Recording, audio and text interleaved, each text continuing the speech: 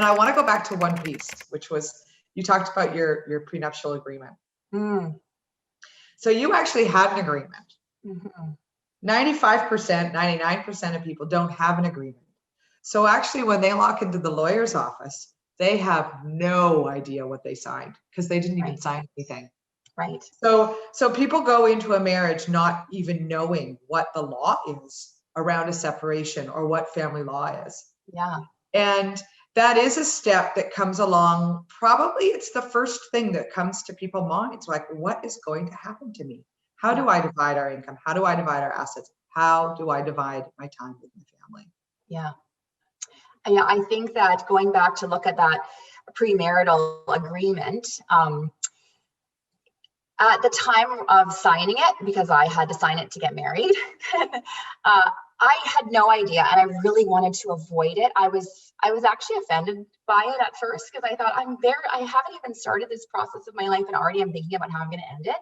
But right there, that was the biggest mistake. And if there's anything that I would go back and change, I would have spent more time doing research to figure out what would have been in my best interest looking forward, because so much changes between when you got married and years later to when maybe you're divorcing.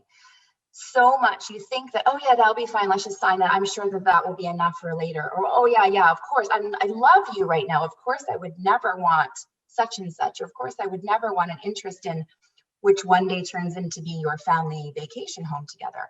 You sacrifice so much based on being in love at the beginning, but you don't look through the lens of what would actually be best for both of us at the end of this if that love was not there.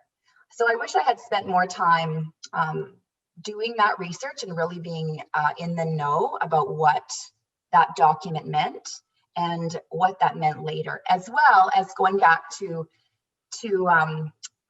revise it. We didn't revise it. My ex did not want to have anything to do with looking at it again. So that was good and bad at the end of the day, but go back and revise it so that you can keep up to what's going on right now. I know that when I signed mine years ago, there was a different Family Law Act, which means that it could be changeable. But I think since 2017, I believe, if you were to sign a prenuptial agreement now, I don't believe that any changes could be made. So later on, if you decide to contest a point, I think that whatever you put in writing now would hold up in court in the future. So if any of those of you watching that have children, adult children who are going into the marriage process, really be that support for them in terms of finding out information and empowering both of them as a couple to think about their future and what this might mean at the very end.